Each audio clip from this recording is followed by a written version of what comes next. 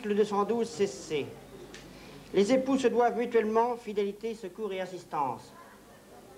Article 213. Les époux assurent ensemble la direction morale et matérielle de la famille.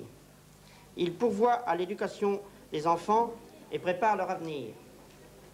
Les époux s'obligent mutuellement à une communauté de vie.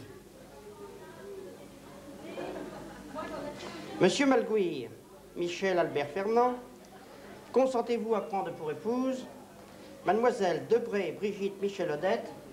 Oui.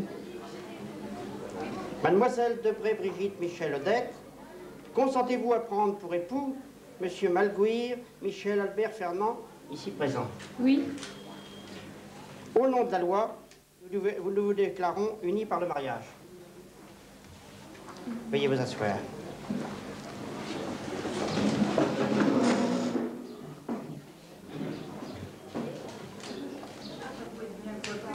Si les parents, les témoins, les parents. Bien. Vous avez signé, vous changez les registres.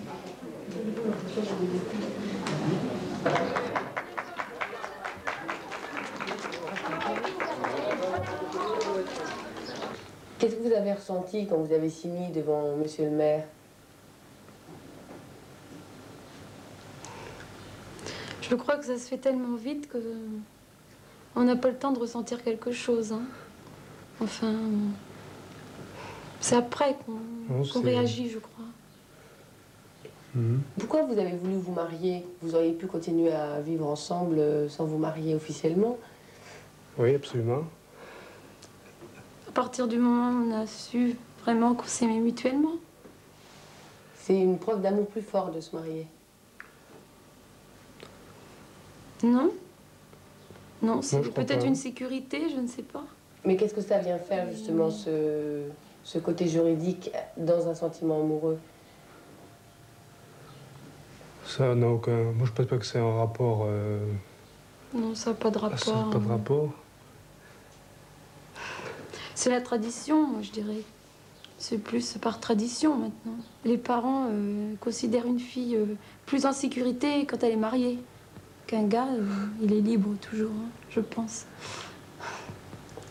Pas avec l'idée que ça va, elle a trouvé un homme pour la vie. Voilà. Chez moi, c'est ça. Je suis en sécurité maintenant que je suis mariée.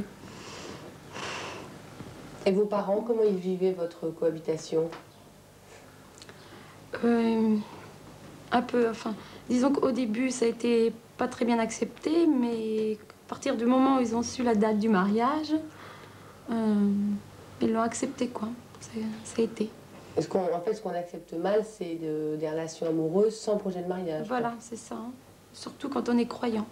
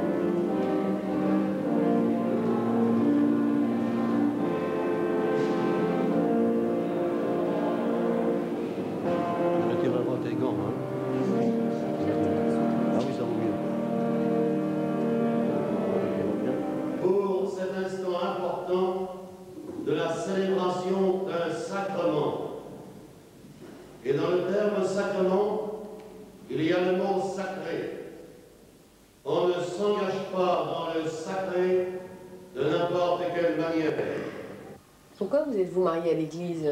Vous auriez pu vous marier seulement à la mairie? Oui, c'est vrai. Il y a une impression de... plus peut-être de fête. C'est plus solennel. Et l'engagement devant Dieu, c'est plus fort? C'est plus fort, oui. C'est plus émouvant. Mais on peut s'engager comme ça? Oui. À vivre 50 ans ensemble? Et oui, On ne peut pas prévoir, le jour où on se marie, on ne peut pas prévoir qu'on se séparera un jour. On ne peut pas penser à ça. Mais est-ce que ça veut dire qu'on s'aimera à 50 ans? Non. On ne peut pas prévoir non plus qu'on vivra 50 ans ensemble. Ça, c'est sûr, mais... Le jour du mariage, on a l'impression qu'on vivra toujours ensemble. C'est ça? Oui.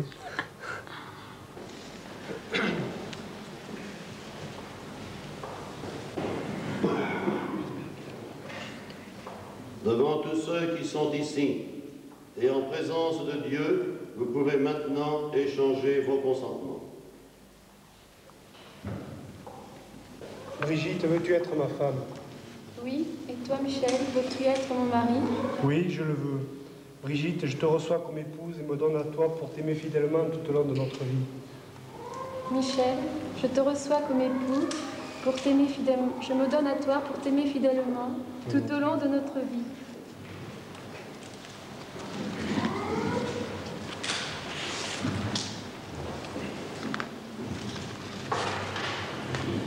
Seigneur, bénis Michel et Brigitte, sanctifie-les dans leur amour, et puisque ces alliances sont le signe de leur fidélité, qu'elles soient aussi le rappel de leur amour par Jésus le Christ, notre Seigneur.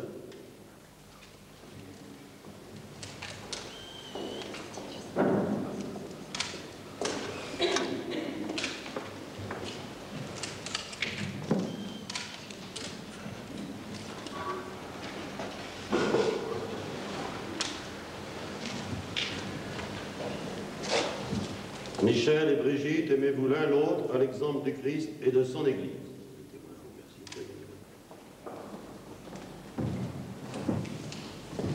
Ça vous aurait fait de la peine que votre fils continue à vivre avec Brigitte sans se marier?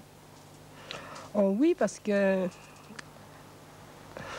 nous avons élevé nos enfants dans la religion et nous sommes très contents qu'ils suivent nos pas et puis que notre éducation porte ses fruits en somme. Un couple a toujours des difficultés et à ce moment-là, je pense qu'on trouve un certain secours dans la religion, dans le sacré. Mais pourtant, les modes de vie des jeunes a changé.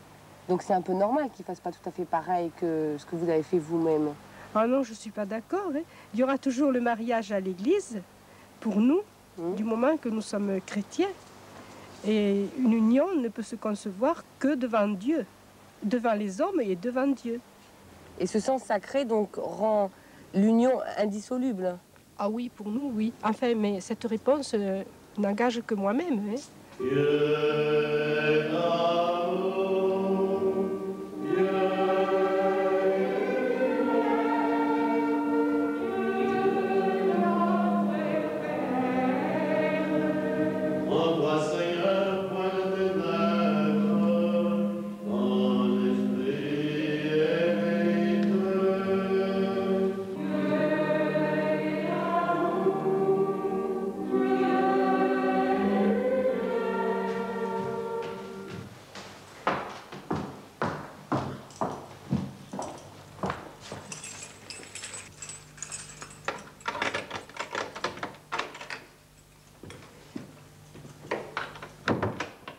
C'est émouvant de voir sa copine épouser son frère.